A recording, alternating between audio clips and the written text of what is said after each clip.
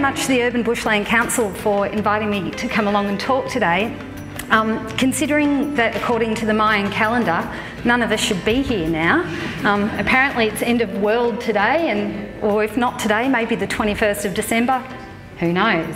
I'm really here, I guess, to probably, strangely enough, as it happens, sum up really a lot of the themes that have been talked about today. So I'm hoping to give you a bit of a snapshot about some of the things that the City of Cockburn considers important in managing bush forever.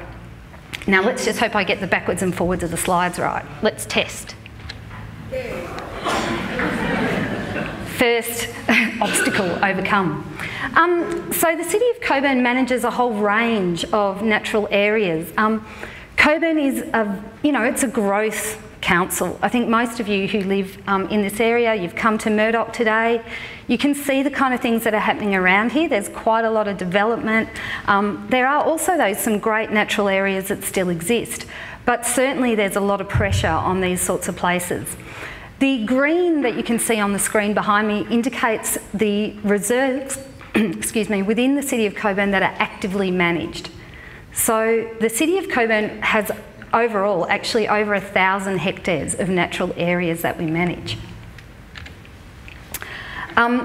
Because we have got such a large, I guess, for an urban council, quite a lot of reserved land to look after, one of the challenges is, do you manage them all? And I guess a really recurrent theme today has been funding and resourcing and management. How do you do all this management work? There's so much that needs to be done. How do you pay for it? So the process that the City of Cockburn employs is a prioritisation process. So we look at all the reserves, and through really using the NIA templates, I guess, as a basis, we go through and we score out the reserves. And what that enables us to do is break them up into different management categories. And where we have reserves that fall into medium or high categories, we're actually able to deliver resources to them. We have to acknowledge that we just can't do it all. And I mean, as much as we'd all like to be able to, it's simply not a reality. So Cockburn's developed a natural area management strategy, and I have it here today. Isn't this exciting? Look, I'm going to pay straight up acknowledgement to the other local government people who are in this room and who are doing a really good job. And in some areas, I'm quite envious. I don't think that Cockburn probably is as yet up to as speed with some of the planning stuff, and I'll come to that later. But I certainly want to acknowledge that there are some local governments who've worked really hard to really try and force this issue into the mainstream of thought, particularly when it comes to planning. Okay, so the natural area management strategy, it's quite crucial because it really does give council that impetus to manage these natural areas. It values them straight away, and it also thus enables us to dedicate resources, be that staff, but also money just to engage contractors and what have you. So we're here to talk about Bush Forever today, so I might as well talk about that. Of the just over 1,000 hectares of reserves that the city holds, 734 hectares are contained within Bush Forever, and that's about 67%. So you can see it's a lot. A lot of our conservation reserves are Bush Forever. The majority of them, in fact all of them I think, are zoned under Parks and Recreation. Now we've heard today some worrisome, people concerned about that. And I can say without being too cynical, it's better than nothing. When I was dealing with the federal government over some clearing stuff, they were sort of pretty much saying to me, and I said, oh, we've got this great area, it's Bush Forever. They said, not good enough. Sorry, when we're talking about protection in perpetuity, Bush Forever is not good enough, and we've heard today exactly the reasons why. It's because it's not built adequately into the legislation. So Parks and Rec is almost the default position, and I'm jolly glad that so many of our Bush Forever sites are within that green zoned area. It does give a modicum, I guess, of security. On the flip side though, as we've also heard, Parks and Recreation. So there's this kind of ideal that if it's zoned parks and recreation, they're the kinds of uses it should provide. Okay, it's not just conservation, and you see the omission of the word conservation in a lot of these sort of planning stuff. So we're in a situation, I guess, where a lot of our Bush Forever sites have to sit that uneasy balance between conservation and recreation, and you'll see me talk more about that soon.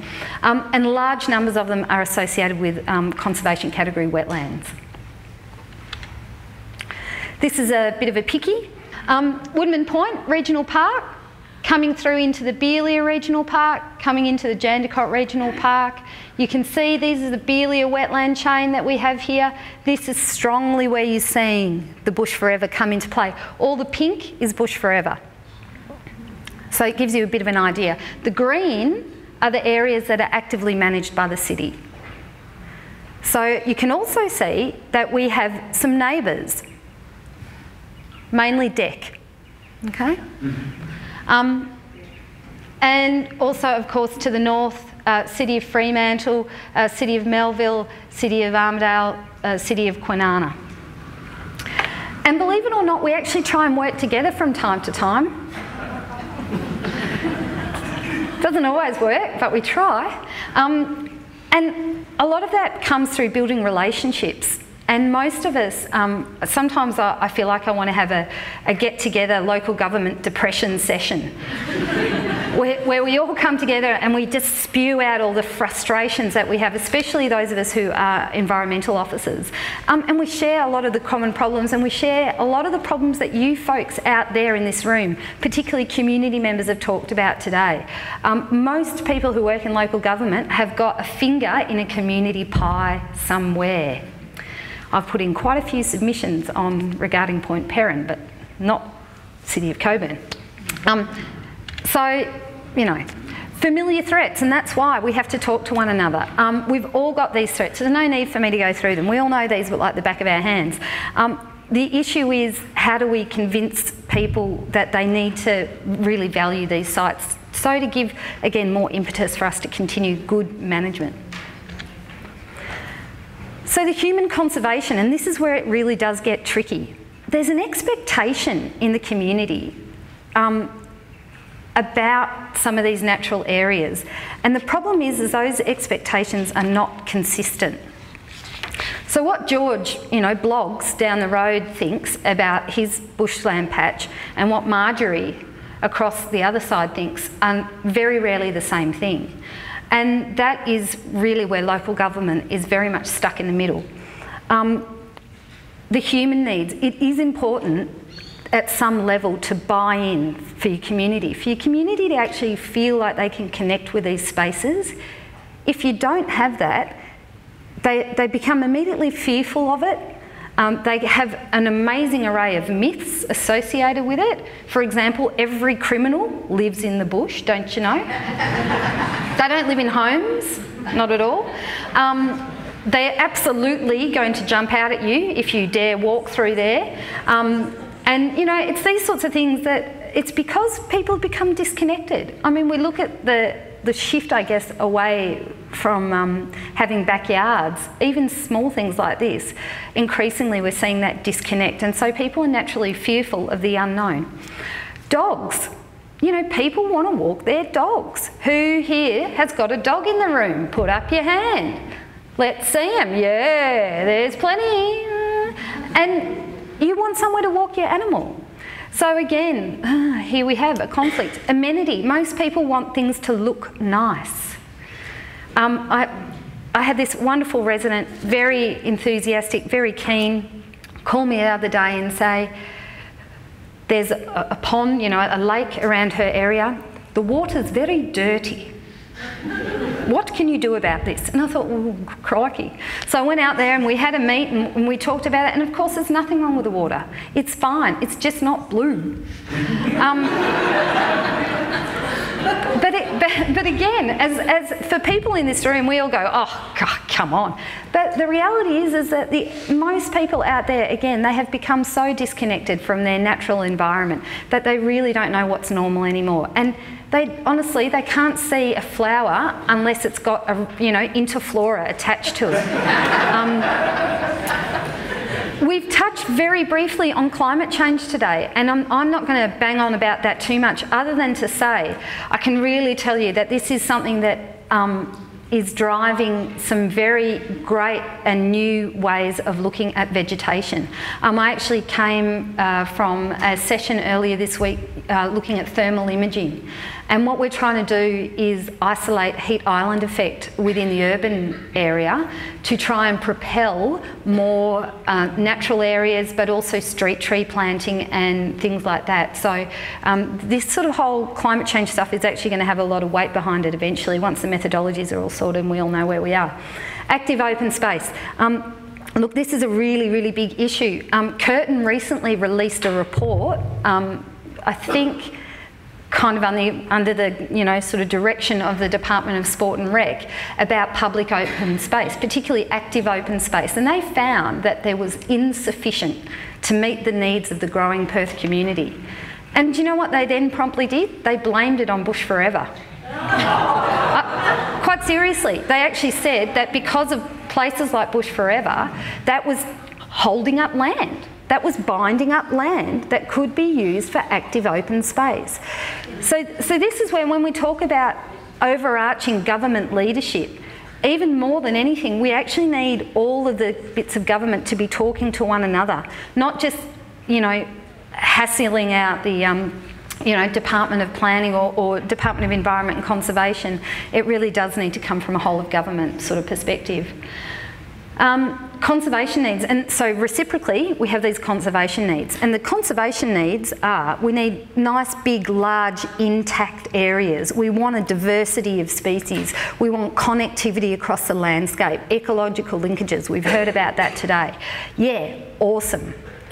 Very difficult to achieve when we're talking about what the average human wants, who says to you, I must have a walk trail. And then I must have a dual use path. And I also need to have somewhere for a playground for my child to play. And plus I'm frightened of snakes, so thanks very much, I'll have a nice turfed area. Can we meet all the needs? I don't know. I really don't. This is Bibra Lake, so for some of you, you'll know this area quite well. It's a fabulous area. It's over 200 hectares. It's got this great sort of wetland. This is probably an interesting example where you've got lots of different needs going on, and I'm going to turn my back to you for just a moment. Adventure World, WA's only theme park, gets absolutely packed to the rafters. The Cockburn Wetlands Education Centre and the precinct out there with Native Ark. Tireless working volunteers, community group, mega active, really good, driving all sorts of great programs. Residential development all the way around, and it's Roe. So, again, here we have a Bush Forever site. It's zoned parks and recreation, and yet it is trying to juggle about 50 different needs of the community. Oh, by the way, barbecues, big grassy barbecues, playground area. Dual use path right the way around. It's a ripper. Get heaps of people walking on it, lots and lots of people and their dogs. So there are still conservation needs being met out there though, I would hazard to say, but it's an ongoing management issue and it does take up a lot of money. So, the local government role, and here I'm just going to speak general for a moment, in Bush Forever management. I think for most of us who work in local government, it is about retaining some of our uniqueness as a local government, because people identify with certain of our recreational areas like Bibra Lake. Public expectations for bushland condition. They do expect some level of management. No longer can we just, that whole set and forget mentality, it's right out the window, especially because you've got some really serious threats starting to push in. Relating to public amenity, relating to recreation opportunities, we want to try and conserve the biodiversity. We understand that there's a need to maintain genetic diversity, to enhance the vigour and the resilience of all those natural areas, and that the only way we can do that is to try and have large areas intact as much as possible. Can we achieve it? Bushfire risk, and I hazard to say that preserving our natural heritage. I often I used to work for a not-for-profit organisation, and I used to have to give talks to international people about conservation, and I'd say to them, "You didn't come here to look at the Bank West Tower," and they'd say, "No." "Why are you here?" "Oceans, your trees, your beautiful kangaroos." These are natural things. This is our money making. When you speak to most people from overseas, they're only going to talk to you really about the natural stuff. Probably the Sydney Opera House is the only other place that gets rocks a mention. Everything else is pretty natural.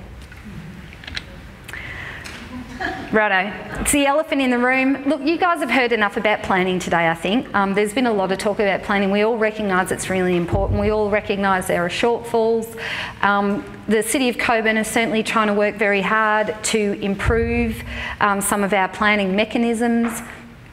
We are unfortunate in that we don't have a dedicated environmental planning person. That's the role of someone like me and my manager, Chris, and we do work really hard. We are hampered though by certain things like livable neighbourhoods. It's a state government policy on how you need to roll out a subdivision or a planning application, and it lacks a lot of these sorts of features that we need. It's the thing that stipulates 10%, and you can be jolly sure that it's very difficult to negotiate a higher outcome with a developer unless you can offer them something by way of incentive.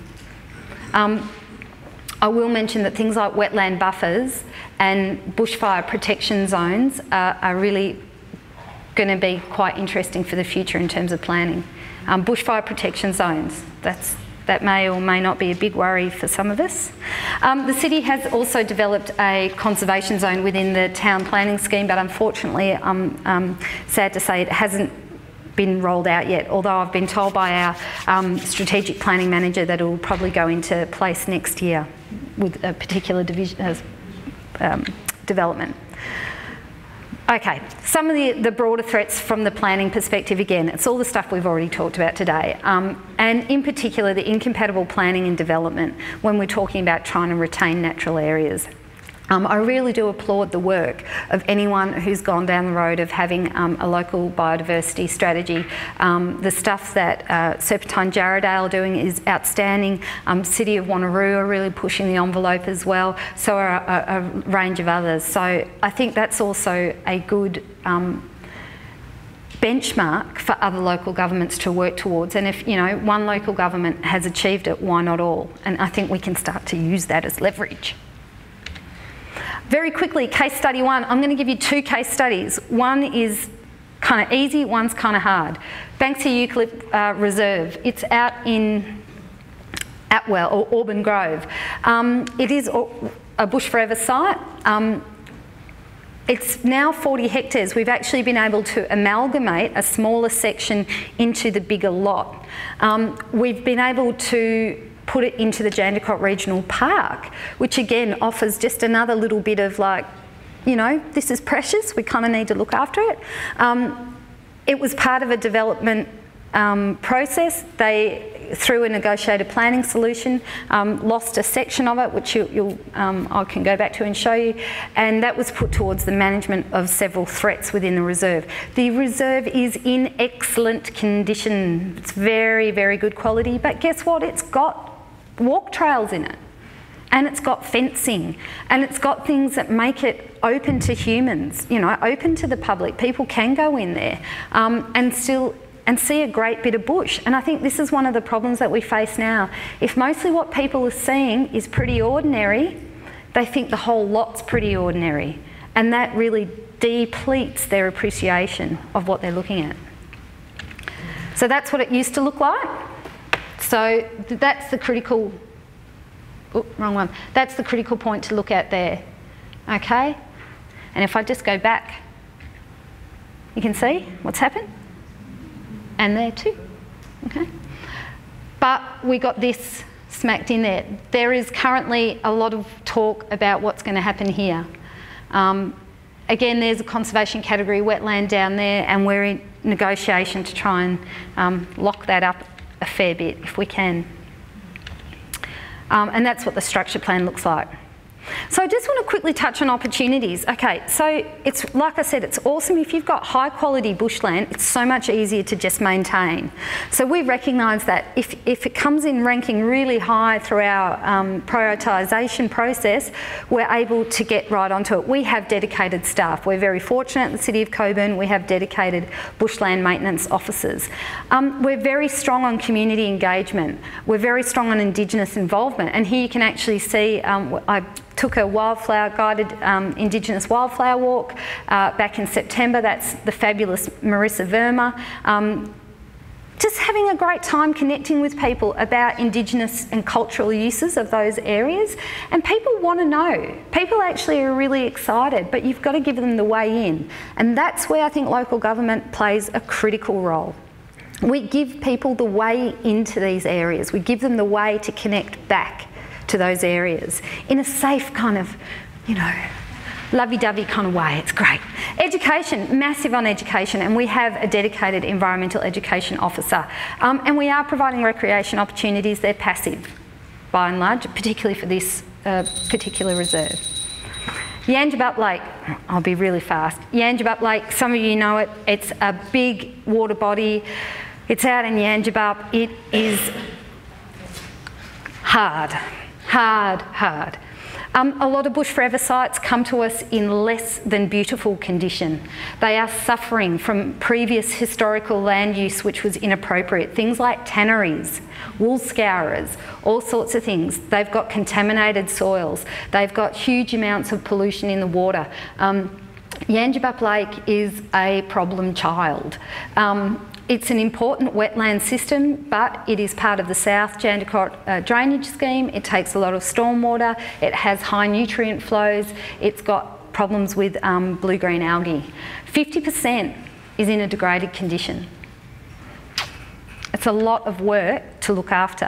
Having said that though, there are opportunities even in these places, and in fact maybe more so in these places because they're degraded. Restoration activities, we do a huge amount of revegetation and restoration. I know that's not the best answer. I know we should be trying to lock up more land, I agree, but I also think that we've got to use restoration and revegetation processes to re-engage people with these natural areas. And again, if they only see a field of veld grass, mate, all they're going to want to do is set fire to it.